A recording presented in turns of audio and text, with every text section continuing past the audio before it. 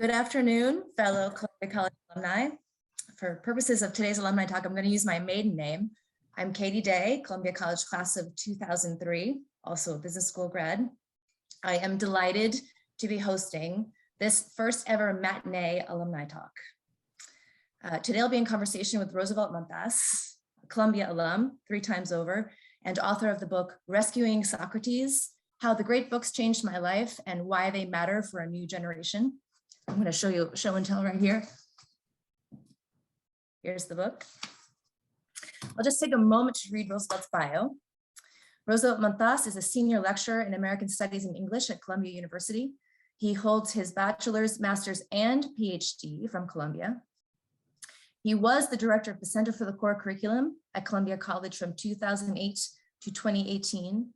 Roosevelt still teaches a number of classes and serves as the director of the Freedom and Citizenship Program through the Center for American Studies in collaboration with the Double Discovery Center.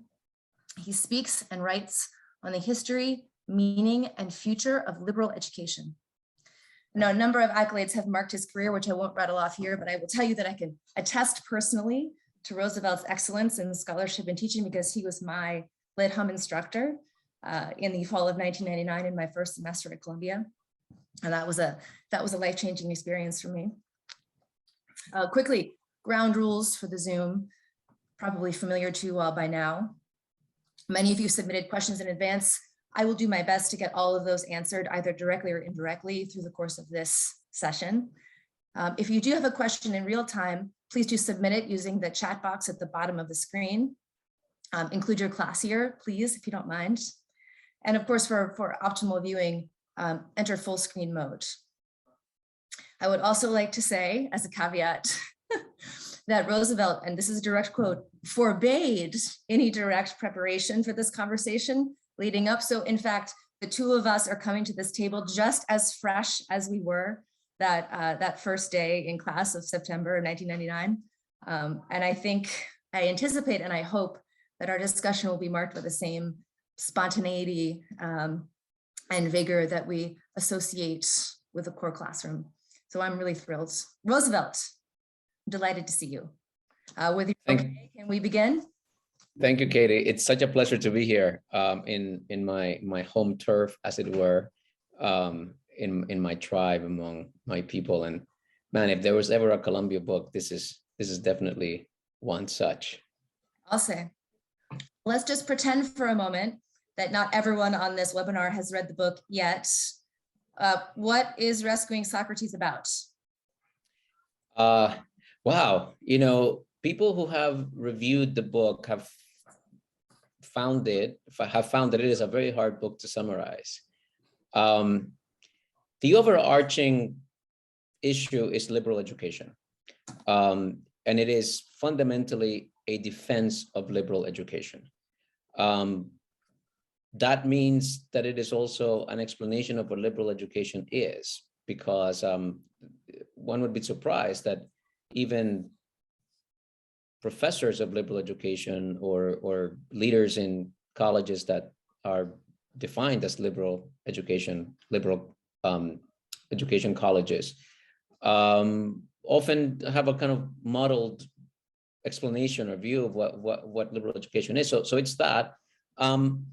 But then kind of specifically how I go about defending liberal education is kind of interweaving three strands. And one is an autobiographical strand.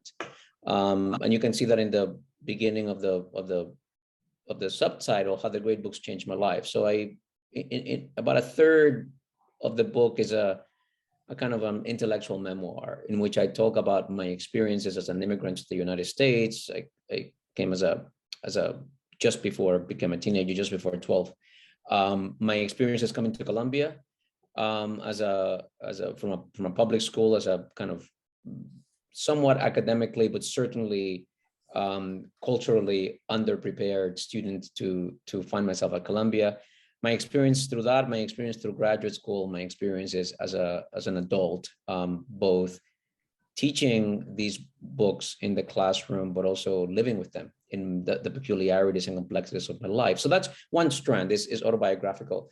Then there's a strand that has to do with a discussion of four authors that have had a big impact on my life. One is St. Augustine, which we read as freshmen. I read as a freshman. You read as a fresh woman, Katie, and had a huge impact on me. The second is Plato, with an emphasis on the figure of Socrates. The third author is Sigmund Freud. And the last author is Mahatma Gandhi, an author that we teach in CC, but which we did not have in CC when you and I were students, and whom I encountered after graduate school. So that's the second strand, is a presentation of these four major writers, both an explanation of their thought, why they matter to a general reader, why they matter outside of kind of a scholarly context, why these books can be transformative and illuminating of anyone's life. And then the third strand of the book is kind of a polemical strand. It's a strand that looks at the place and prospects of liberal education in the university. And it's polemical because I criticize the way that it's done. In general, say that it is done very poorly in higher education. And in fact, that the structure of the university creates an intellectually and institutionally hostile environment for the practice of liberal education. And I explained why that is. All of you are, or many people in this audience would be Columbia alumni. So part of the point is that almost no one else does what we do, because we actually do it quite well. I mean, there are a lot of problems. I was head of the course, so I know the dirty secrets of all the problems that we have, and I am happy to talk about them. But when you put what we do in the context of higher education, we really stand out for doing something extraordinary, as people can testify, because it changes lives. It changed my life. It came out of your mouth that it changed your life. And I'm sure that many people who are listening to this will and went through the core curriculum will also have had that life transforming experience. Well, I'm going to stay on these three strands. I'm going to save the third one for last, because I agree. I think that's what a lot of folks are interested in talking about. But let me ask you about strand number 2 right now, which is these four authors, Augustine, Plato, Freud, and Gandhi. Why them? What's the thread between them that then weaves through the tapestry of your life? Yeah, that choice. Well, to stay on the theme of three, let me tell you three things that explain why them. One is completely idiosyncratic. These are books that happen to have had a huge impact in my life. And that has to do with who I am, who I was when I read them, the place I was in my life, the circumstances under which I encountered them. They all three landed in very fertile ground when I read them. And that didn't happen with every book I read. And some books have been very powerful to me in subsequent readings and not in that initial reading in the core. So in some way, it's idiosyncratic that these four are there. Then there's another way that connects them, is that all these four authors are extraordinarily concerned with self-knowledge. They are dedicated with kind of absolute devotion and commitment to understanding themselves, to looking inside themselves critically, to taking their own experience of the world, their own experience of themselves as kind of ground zero for the investigation of the world. One of the authors, an author I don't deal with extensively is Michel de Montaigne, but he has this line in one of the essays where he says, "I study myself more than any other subject. This is my physics. This is my metaphysics." These are four authors who studied themselves more than any other subject. And in doing that, they exemplify the life of liberal learning, the life of constant exploration and constant discovery. Obviously, St. Augustine writes the Confessions, which is kind of the first autobiography, where he takes himself as the object of understanding and study. And Plato, Socrates is famous for saying that the unexamined life is not worth living. He lived a life of self-examination. And for him, the practice of philosophy is examining yourself and others every day.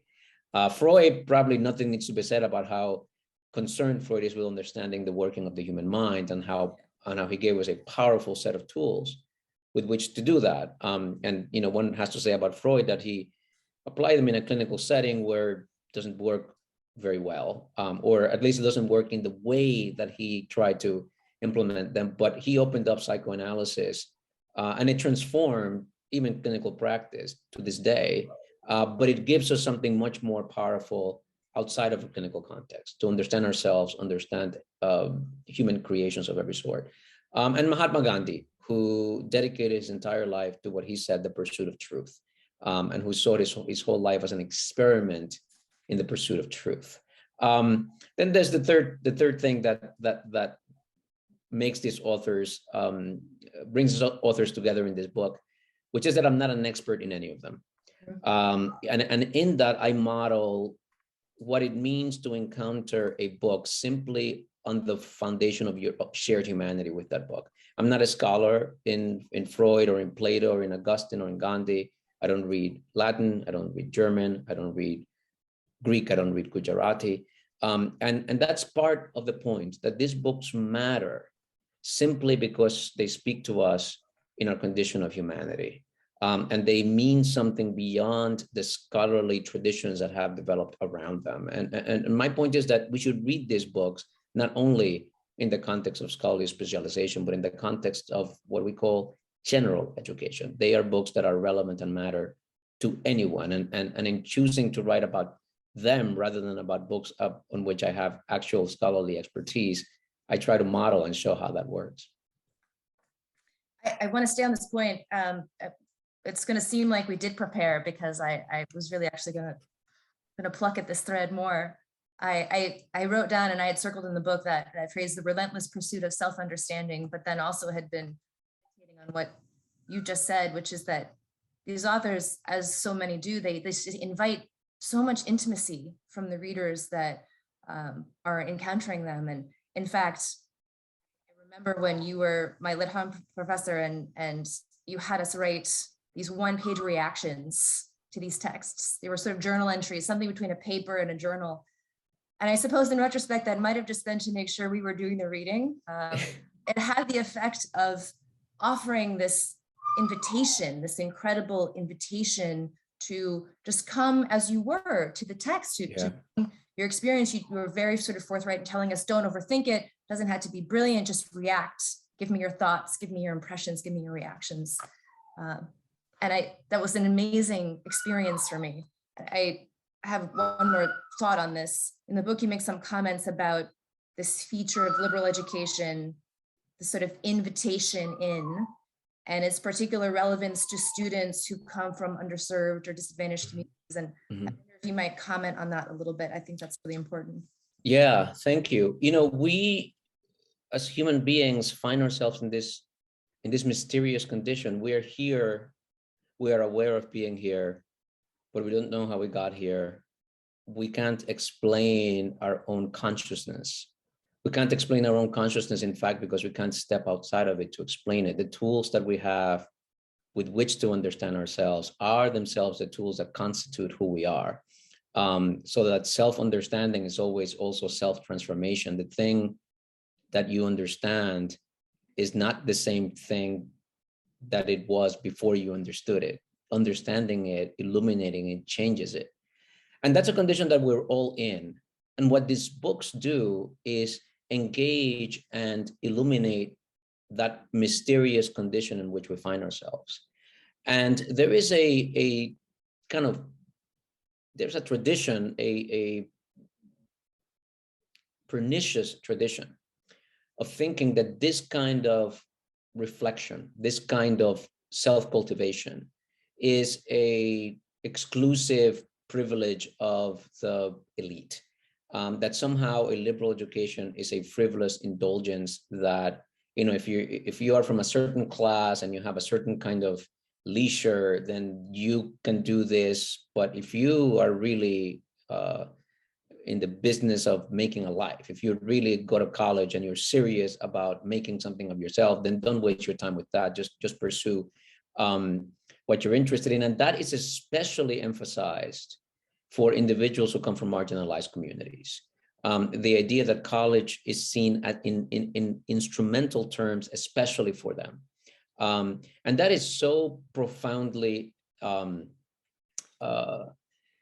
unfair, and it so profoundly reinforces the structures of inequality and marginalization that precisely have kept people from those communities marginalized. And there's another aspect of that, which is a kind of identitarian aspect. There's an aspect that says these books do not reflect your cultural heritage. That is, say, people of color, people, immigrants like myself, or people from other forms of other marginalized communities, that these books somehow don't belong to you, that they don't represent a wealth that you should have access to or that is relevant to you. And it's also a pernicious idea. When you think about it, it reinforces forms of exclusion and stereotyping that are pervasive in our society, but which are usually associated with kind of the conservative and non-progressive wing of the political spectrum.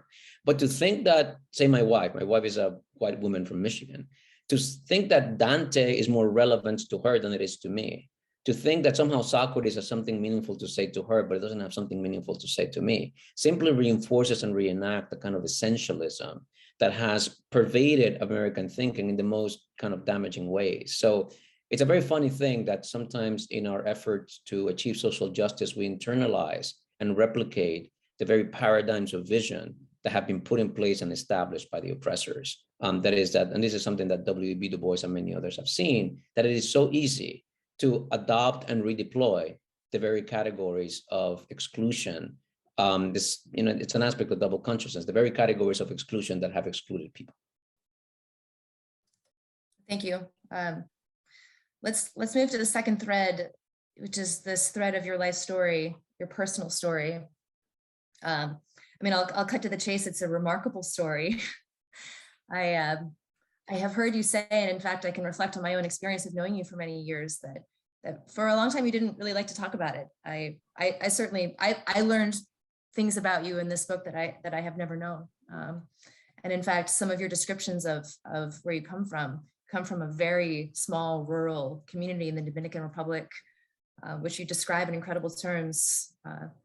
You immigrated before you could even speak English. You were starting school in the United States. And 3 degrees later, here you are, one of the foremost voices in the academy in your fields. It's not bad. So I wonder what has held you up in terms of sort of being very about that story up until this time, and what about this book, or the process of writing this book, helped you change your mind? Yeah, thank you. Katie, I have just a really profound aversion to being reduced to a stereotype story.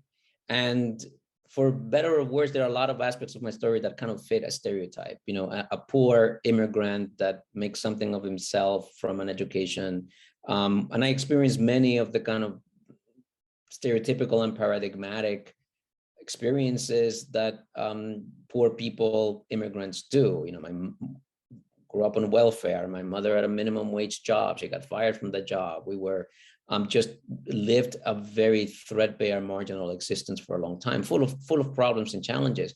But I had always been reluctant to frame my advocacy of liberal education in terms of that story, really out of it makes me want to throw up to be reduced to this template of a story. It's the same reluctance to be boxed in that has I think encouraged me to pursue an area of scholarly specialization that is pretty far away from kind of my ethnic and cultural signature. I study New England transcendentalists and New England abolitionists and American culture up to the Civil War. And I'm constantly encountering an assumption that I must do Latin American studies. It was 2 weeks ago, I was on the Brian Lehrer show, and it was this cringing moment for me when Brian Lehrer introduced me as being in the Center for Latin American Studies. I'm in the Center for American Studies. This Latin was inserted in there between that morning when I spoke to his producer and reviewed my title. By the time that got to Brian Lehrer's hand, the word Latin had been added in there. So this happens to me all the time. And in part, I've sought to frame the argument of liberal education not as a function of that stereotype story. But what changed? What changed was this. I got invited to write this book for Princeton University Press after I had spent 10 years advocating liberal education, traveling all over the country, traveling to many parts of the world, helping start programs, bringing faculty to Columbia to see what we do, organizing conferences. So Princeton invited me to write this book. And when I sat down to write it, it seemed kind of some latch became loose in me. And it seemed that if I was going to make a case for the broader public, I was going to have to make it with my whole heart. That is, that I was going to have to speak with my full voice. And that meant engaging and putting out there the way that the driving force behind my advocacy of liberal education is this. The driving force behind my advocacy of liberal education is the way that liberal education has transformed my life. And secondarily, the way that I have seen transform the lives of many people, including many people like me. That is, including many people who are low income, first generation, racial minorities, for whom this education has opened a whole world. So once I decided to do that, then kind of the story wrote itself. Many people have remarked on how these three threads really ebb and flow in a kind of pretty organic or natural way. And so that must have been hard to write. And it wasn't at all. That's actually the way it came out, because it actually accurately reflects the way that my life has unfolded. My life really has been decisively shaped by my engagements with these books as a student, as a teacher, and as a faculty member at Columbia. I'll just pick up on something you mentioned there for the viewing audience. One of the programs that Roosevelt is involved with is called Freedom and Citizenship. I mentioned it in the introduction. It can be found just by Googling that and looking on the Columbia website. But the essence of that program is working with high school students to encounter many of these books and to encounter a first taste of what Roosevelt is describing as the liberal education in a way that I think has been, by all accounts, incredibly meaningful and successful, not only in the sort of the subjective assessment of the program, but in the actual numbers of how these kids do when they yield into college. It's not the subject of our talk today, but I know it's very important to you. But in some way it is, right? In some way it's about the way that this can change lives. And just, I know you're on your way to a question, but I want to say that one of the things I love about that program is that sometimes people also say, oh, well, you were an unusual person. You were an extraordinary person because of your particular upbringing, because of your religious experience. We cannot imagine that this education will be relevant for others in the way that it was to you. And I say, look, I work with these kids every summer. Every summer I teach 15, but there are 30 or 45 students in this program. And what we see is that of course, every life is different. And the way that a life is going to unfold is going to be peculiar to its own subjectivity. Yet the kind of awakening, the kind of empowering, the kind of unfolding and flourishing that this education facilitated for me, it does for them too. And we have, students who are living lives of very kind of powerful and consequential engagement with their communities, with themselves.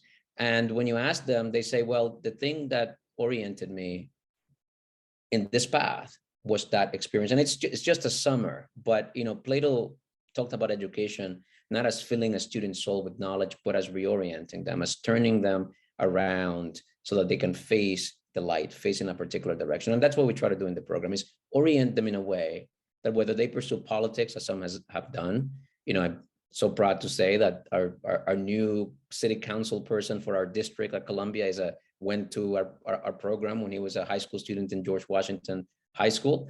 And some have gone into health, some have gone into other forms of public service, some have gone into law, etc. But what we did was orient them through education in a particular way. And that's what liberal education does. It is my colleague in the English department, Gayatri Spivak, once described it as the non-coercive restructuring of desire, which I love, the non-coercive restructuring of desire. That's amazing. I have to have a meta moment and point out that really we had, I think, just that was a core table moment, because the passion that's evident for you in your voice when you talk about that program is so palpable. And these are the things that happen when we just sort of dwell in the space of our appreciation for these opportunities and the kind of pathways that are opened up when people from all sorts of backgrounds can encounter this kind of education, this kind of study. All right, back to the plan. Thread number 3 is the big one. The case for liberal education, the defense thereof. Case you make very strongly, in my opinion, and I'm sure that's shared by many of the folks on this webinar. I think, you sort of did it at the beginning, but let's define some terms. You talk about liberal education, and in the book you sort of define some of its central features, this concern with the condition of human freedom and self-determination, the human yearning to go beyond questions of survival to questions of existence. Of course, in Columbia's case, this takes the particular form of the core curriculum. And I think I'll operate with some expectation of shared knowledge that's not only Lit Hum and CC, but of course, art humanities, music humanities, and the global core. And frontiers of science, since we were there. Frontiers of science and the thing that's not logic and rhetoric, university writing. Yes. University writing, yes. But I think in a lot of ways, we're talking about Lit Hum and CC too, yeah. on this talk. And those courses involve a canon of predominantly Western texts, great books. And of course, I guess I'll just take a moment to remind everyone the sort of essence of the core experience, texts read at the same time by this cohort of people in small classrooms, seminar style, around the table, source text only, so not interpretations of the text, the actual source material. So I guess I'll ask 2 questions. I'll pair them together. You can answer them how you see fit. Can you have a liberal education without a canon of some kind like that? 1, and 2, in this moment with so many active conversations about diversity, inclusion, and representation, do you still believe in it? Do you still back it? Yeah, gee, what good questions. That first question is especially, I think, profound. Can you have a liberal education outside of the canon or outside of these books? I think it's a deep question, but not because the answer is obscure. I think the answer is decidedly yes, you can. And when you understand what a liberal education is, you can see why. And to explain what a liberal education is, I think it's instructive to think about its origins. It starts in 5th century Athens, a direct democracy. A direct democracy, there's also a slave democracy. There's a historical connection between slavery and democracy. You would think that they would be the opposite, but they actually tend to come together. And even in our society, which we, with very, very hard struggle, abolish slavery, we still have an underclass of coerced and exploited and subjugated laborers upon which our economy depends. Some of those laborers are domestic, some of them are international, but that connection persists. But in the Athenian democracy of direct democracy, where citizens had to vote on laws, propose laws, formulate military strategies, serve in juries, hold political office by turns. They would have to take turns. It's your turn to be the mayor of the town, or it's your turn to be in charge of the treasury, or whatever.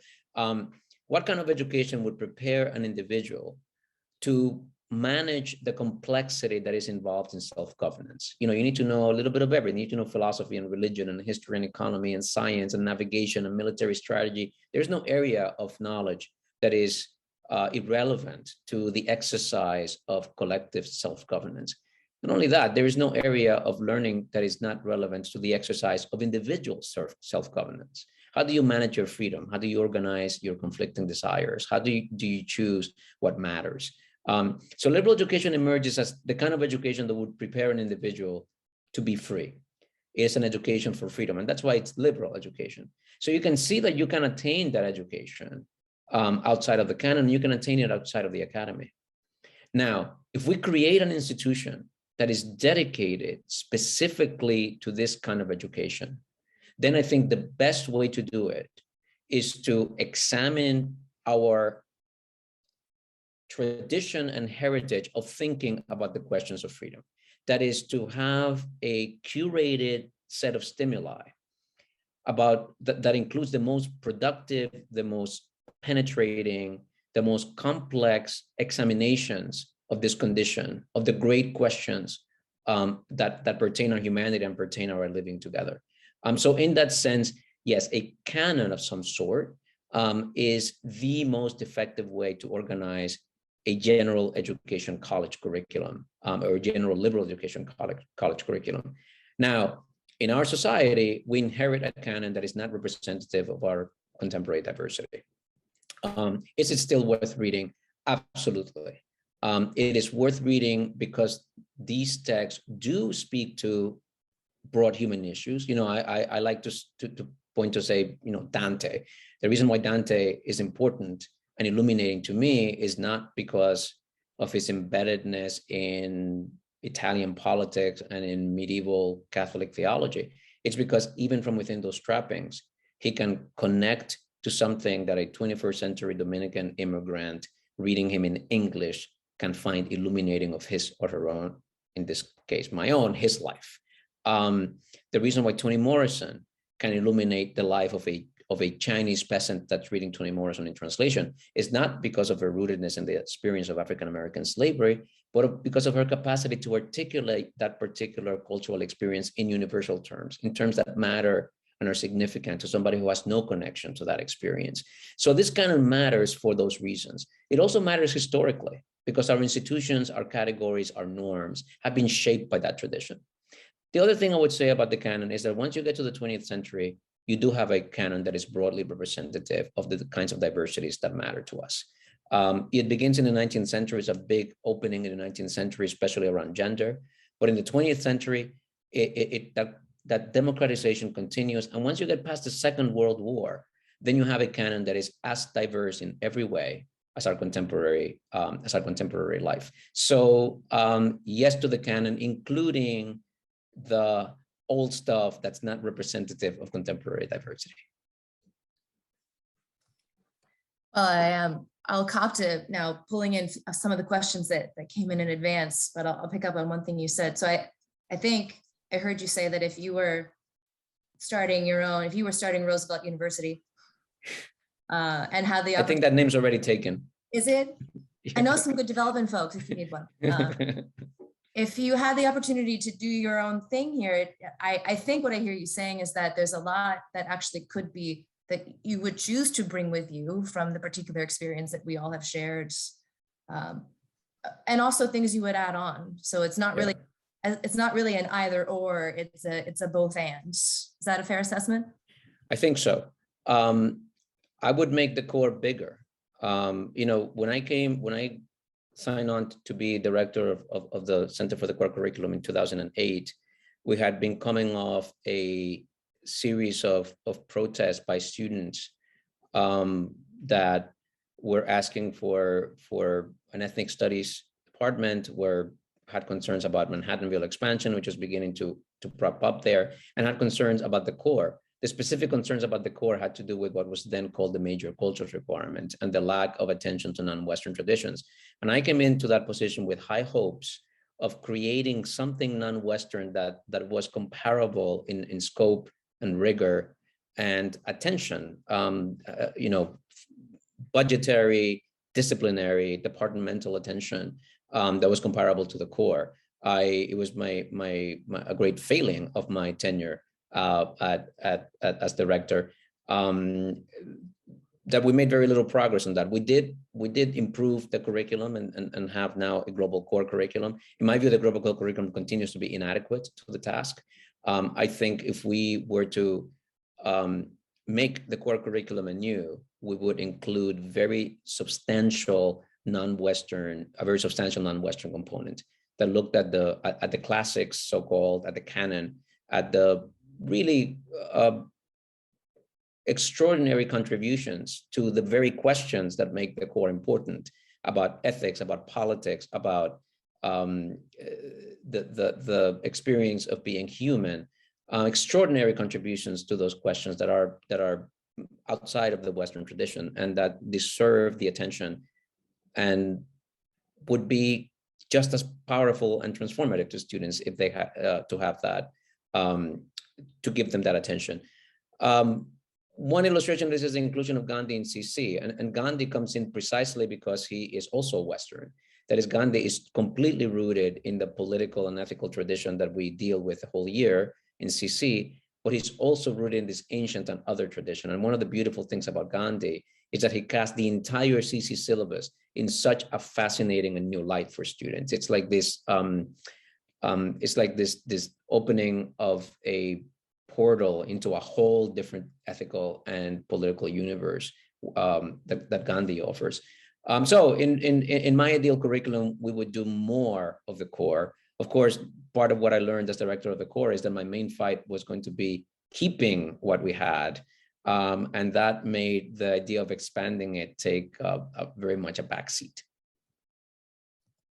I should say for both our sakes a quick disclaimer that neither Roosevelt or I are officially representing the core. We are speaking our opinions only. That is right.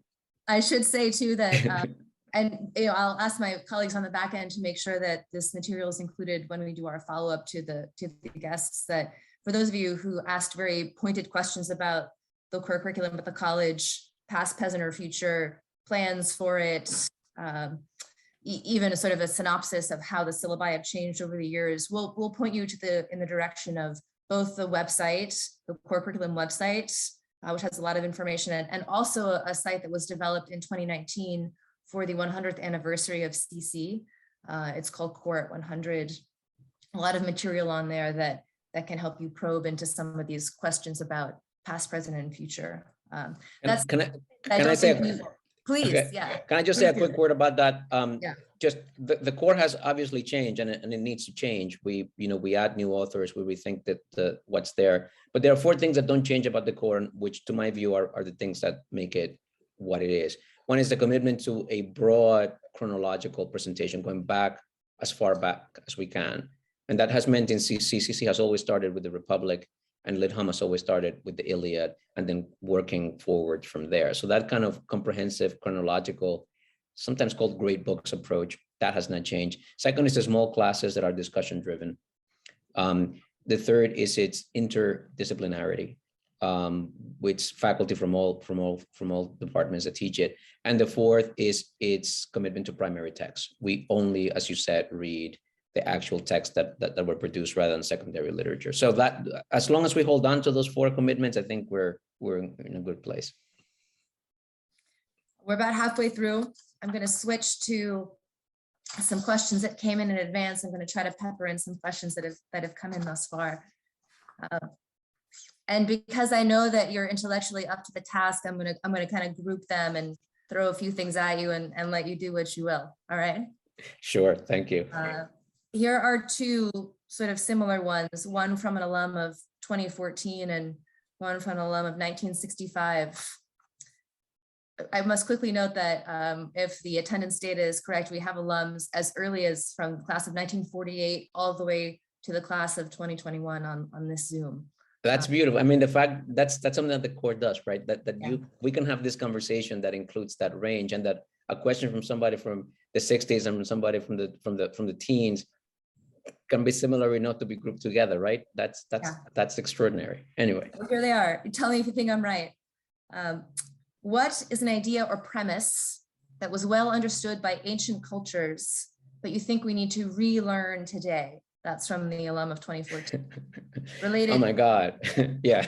What principal themes from Lidham and/or CC do you find prevailing or not prevailing in contemporary American liberal society and political discourse? Why have these themes changed in acceptance or popularity? Yeah. Wow, great. And I see why you group those together. So let me, the answer that I will give, which will take off from the first question, I think will illuminate the second. There is in higher education, particularly in the humanities, there has been a kind of epistemological breakdown. Theoretical developments stemming, sometimes associated with deconstruction and postmodernism, probably stemming from Nietzsche, have become dominant in the university. And one of the central premises is a questioning of the possibility of truth. That is, Nietzsche, to take him, who's as I think an important figure in these developments, questioned the very possibility of objective truth. That is the possibility that truth exists out there and that they can be rationally grasped. They exist as independent entities of our interests, our perspectives, our biases, our formation. For Nietzsche, there is no such thing as objectivity. For Nietzsche, truth is perspectival.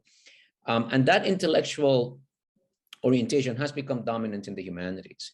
So that today, the kind of standard thing is to not accept the category of truth as something that is knowable, as something that is ascertainable. And with that comes other categories like the human good. The human good is taken to be very widespread, not exclusively, but very widespread, is taken to be simply good for whom and good for what, particular exercises of power. It also undermines the notion of a human commonality, that there are universal aspects to our experience. It says, no, everything is socially constructed, everything is a function of power.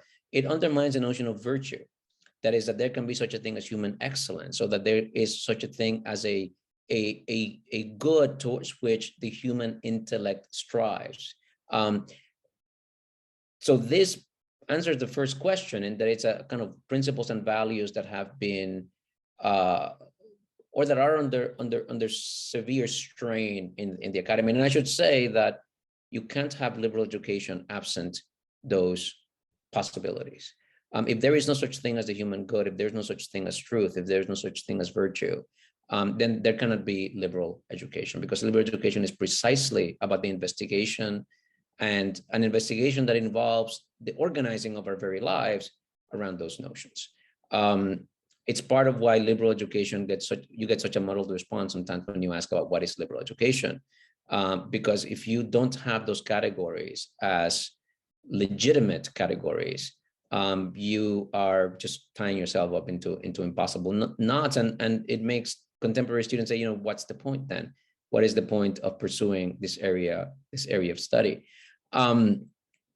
So that kind of, I think, casts light on the second question, that it is this intellectual climate under which liberal education happens today is inimical to the very practice. And when you add to that the pressures for professionalization, both to train you in college to go out and do something marketable, and within the university to specialize your research such that it's relevant to just scholars and specialists in the field, all of that put together gives us the hostile climate that I described before for liberal education.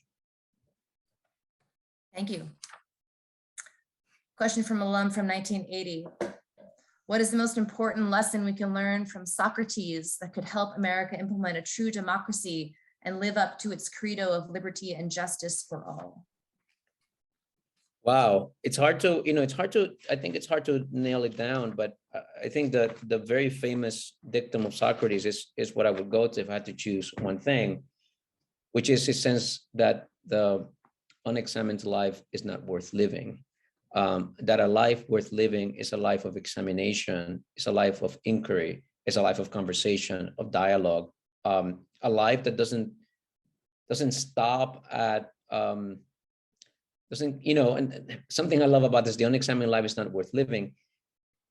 You get a sense by the dictum that the issue is not like, it's not like the life that hasn't figured it out is not worth living. It's not that the life that has stopped examining because it finally reached the conclusion is not worth living. It's the life that stops examining that's not worth living.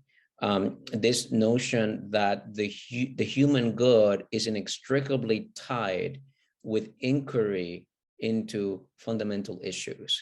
That is, that our kind of tactical, technical capacity to ensure a good living, to ensure safety, to ensure health, that is all simply a precursor to the thing that actually makes life worth living, which has to do with inquiry, has to do with reflection, with contemplation, with examining your life. And of course, the other thing is that it's your life that you examine. Yeah.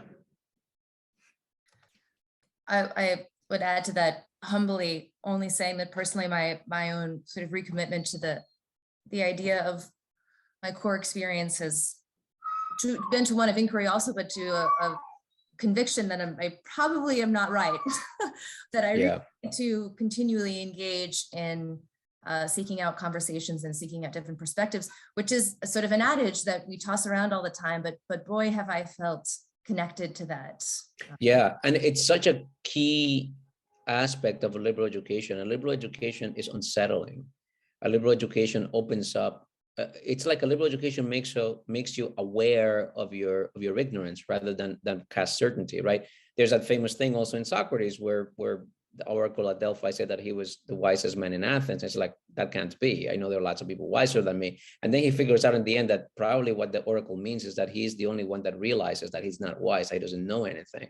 And that, just to make a kind of footnote here, one of the criticisms about the tradition is that, of course, it conveys and is sustained by a set of values that we find morally objectionable today: the exclusion of women, justifications for just monstrosities like racial enslavement, and a sense that we can morally censure and exclude those works from the past because they're morally tainted.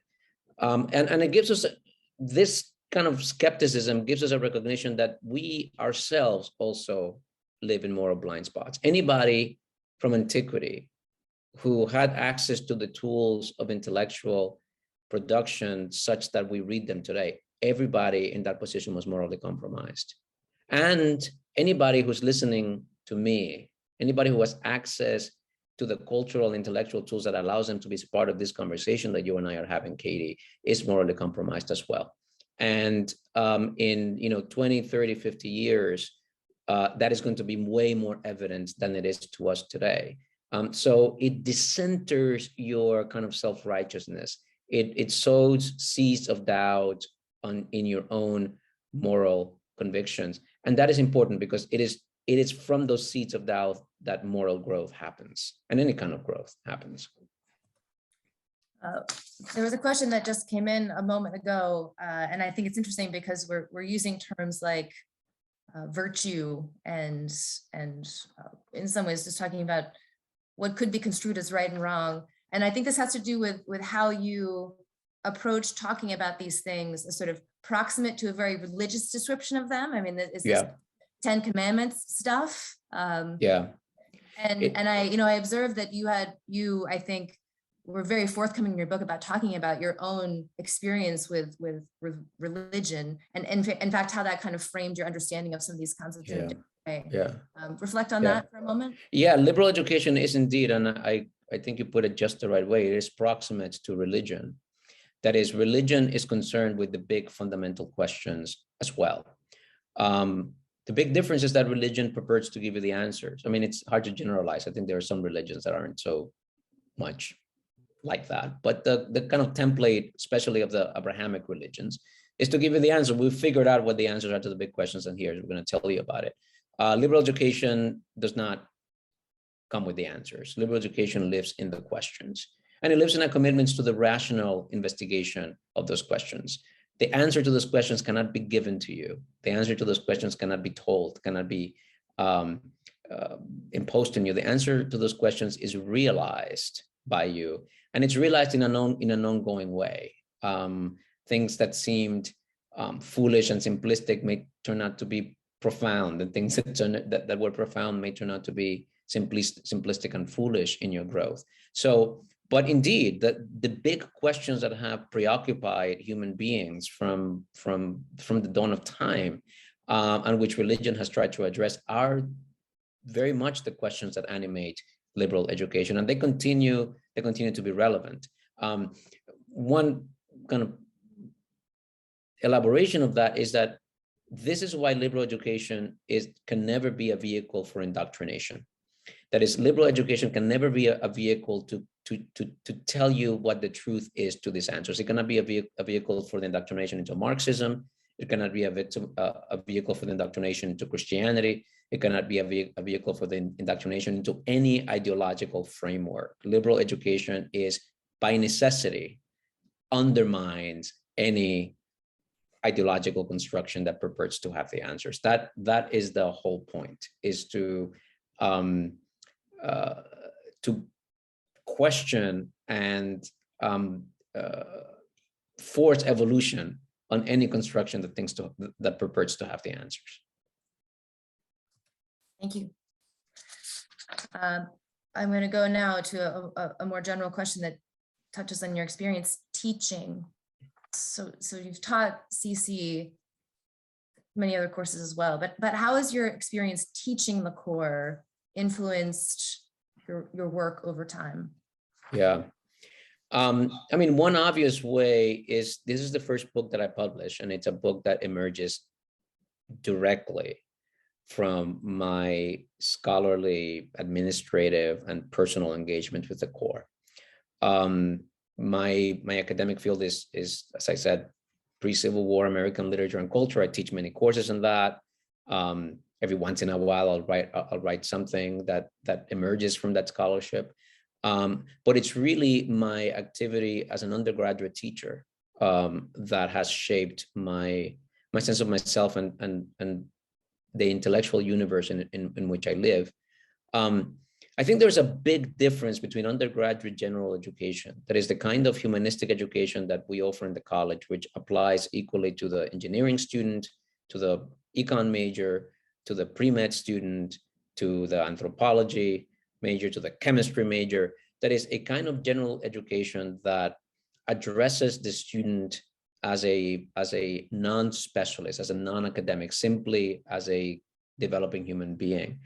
That's the thing that has always turned me on. And I see the humanist project, the project of humanist education, to be necessarily a general project rather than a specialized project. You know, I teach majors, and I was a comp lit major as an undergraduate. I teach American studies majors and other humanities majors, and I love them. But my advocacy of the liberal arts has not been the advocacy of the liberal arts major. People should not have to major in the liberal arts in order to get a liberal education. The whole point of a liberal education is that it's something that is the common binding foundational experience for any profession. So we mustn't just think about liberal education as something that we offer people who want to major in it. Liberal education really needs to be general education. And if you want to go on and specialize and learn the scholarship and the research and maybe go to graduate school, beautiful. But the thing that is critical to our society, and the thing that is critical and that higher education is not doing well at all, is offering a liberal education for all. And that's what I'm invested in. I'll be so bold as to answer a related question myself that came in. Someone asked you to reflect on the importance of the small classes in this liberal education project. And I'll go first. I think picking up on what Roosevelt just said, it's not only the fact that this methodology is available to everyone, it's the form that it takes, and that invitation that we discussed earlier, which is that you come to the table as equals. Truly, you are invited to that table.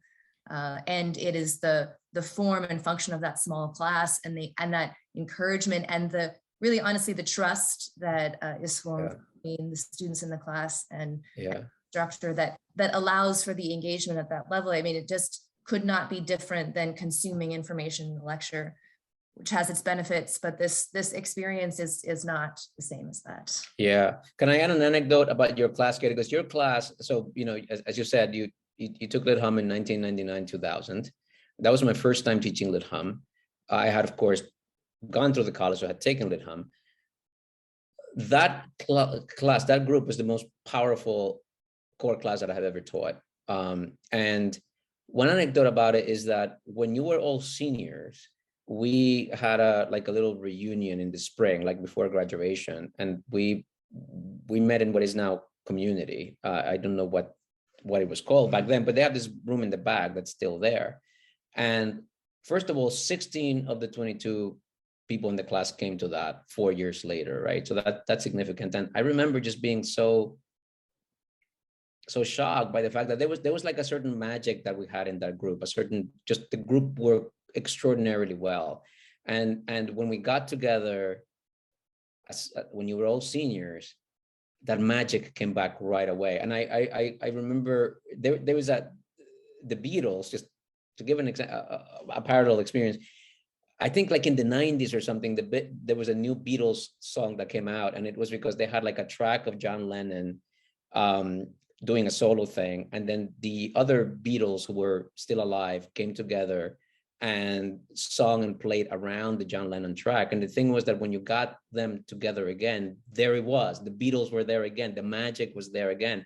And it was like that for us. We got together, and it was like the Beatles had come back alive or something. That the magic of that group just reemerged. And that stuff can only happen in a context when you can develop the intimacy, as you said, the trust, the depth of conversation, the depth of recognition of each other as individuals and human beings that you can attain in a lit hum classroom or an SEC classroom, in a small classroom that's dedicated to the pursuit of these very deep and consequential questions for each of us. A couple of questions that pertain to the current conflict, Russia's invasion of the Ukraine. These folks have asked about two authors in particular. What would Socrates and what would Dostoevsky have to say to Putin if they had him in a room and got him to focus? Anything? Yeah. Well, I think in both of those cases, I think both of them would be talking about universal human values, and I think they would ask us. They would ask Putin. They would ask Joe Biden. They would ask all of us to examine the deep motivations that are driving our actions. Socrates in the Apology says, what I do is I go in the street and I ask you, are you not ashamed to be pursuing wealth, reputation, and glory at the expense of the things that really matter in life, at the expense of the good of your own soul? And I think Socrates would be asking that questions of the players in the current situation, and Dostoevsky would too. Dostoevsky's a profoundly Christian writer, and who has a sense of both the depth of perversion and wickedness in the human heart, and the possibility for redemption, for rebirth. So I think Dostoevsky would also be pointing and trying to connect to that capacity in the human heart. I should say that what we're living through right now in the Ukraine is a profound human tragedy. It is a failing of us as humanity to be in a world where this kind of stuff can still happen. It is reorganizing what the geopolitical and global economic architecture is going to be going forward, etc. I think that we ought not to look at the classics for specific lessons that speak to our contemporary problems directly like that. I think it's important that we understand what is going on there. It's important that we understand it historically.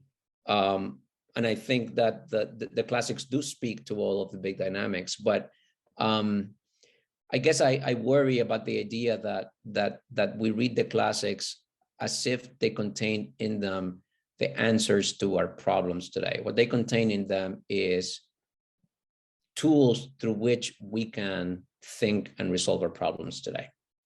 So it's the tools that they give us, not the answers that they give us. Darn. I'm going to marry a question that came in advance with one that has come in over chat.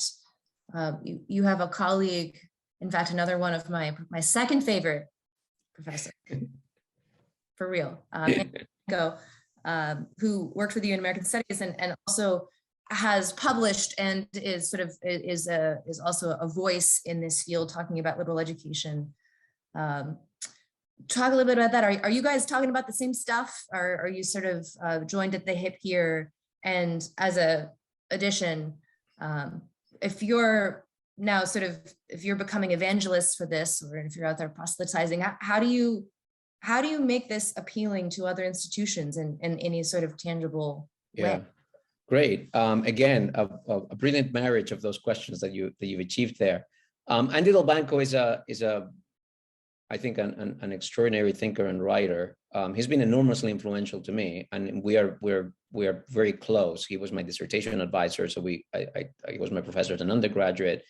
So we have always maintained a very close relationship and a very close intellectual kinship.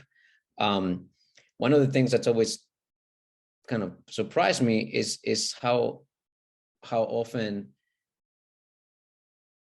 Andrew Del Banco's and my own mind seem to go in the same direction, even though our life experiences are so different. It's not like we come from the same cultural background or something, or had the same life experiences. And sometimes you meet people like that offer a kind of intellectual friendship, first an intellectual model, but then like an intellectual friendship. In recent years, Andy Del Banco has been teaching only half-time at Columbia because he's taken on the presidency of the Teagle Foundation, where he is doing this really amazing work to the second question, which is to encourage universities to revitalize their liberal arts offerings. There are two things that Teagle Foundation is doing right now that I think are just extraordinarily important and consequential. One is they are giving grants for schools to start programs like our Freedom and Citizenship program, summer programs for high school students who are low income that introduce them to the tradition of texts and debate that kind of are the tectonic plates of our contemporary society. They have like 20 programs now of different schools that have started programs like this.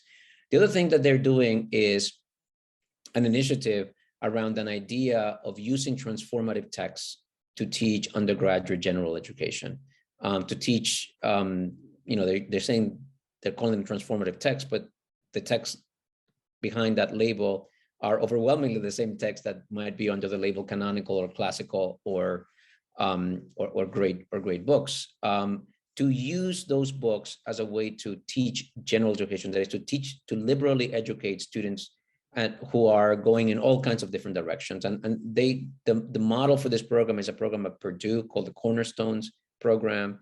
Purdue is largely a STEM school. And that program has been extraordinarily successful at Purdue, drawing hundreds and hundreds of STEM students into studying these texts in small groups and kind of understanding their own STEM pursuits in the broader humanistic context. So I think those two initiatives that Teagle is doing under Andy Del Banco, I think exemplifies someone who I think shares many of my commitments, but that has then gone out there to do something on the basis of that commitment that is having a very powerful impact on higher education in general. So that's one way to encourage schools to do it, is to offer models that work. And if you're in a place like the Teagle Foundation, give them a little money to do it with. Okay, we're going to enter our rapid fire question session now. Well, we have about 10 I hear that. left. I hear that. Okay. No, for me as well as you. Favorite Lit Hum book, favorite CC book, personally. Oh my God. The Iliad, Lit Hum, Marcus Aurelius' Meditations in CC. Other than Wallace Gray, who gets a particular shout out in your book, two other professors who you think had a really significant influence on you. You already said Andy, so not him. Bob Stein, who who taught me literary theory for a whole year. He did a kind of like a core version of history of literary criticism. He's passed away now, but he was an enormously influential teacher, and just a great fortune in my life that I had Bob Stein as a teacher, and an assistant professor who was an assistant professor named Bonnie Kent, who taught me the first half of the history of philosophy course. Also had those are the two names I would immediately offer, and there are many more that I could offer. I just saw a question come in from Dr. Russ Warren. Hi, Dr. Warren. Asks if, and again, I'll ask you unofficially, so just in your perspective, when you were serving as director for Center of the Core or now, do you feel like the student body is pressuring Columbia to to change the core or to do something different? There's always a corner of the student body that is doing that. And I think that that is appropriate. And it's one of the things it does is it forces us to justify to the student why we do what we do, which is something that I find faculty are often not comfortable doing. Faculty are often not comfortable defending, say, why a Western tradition is worth reading, why old dead white men are worth reading.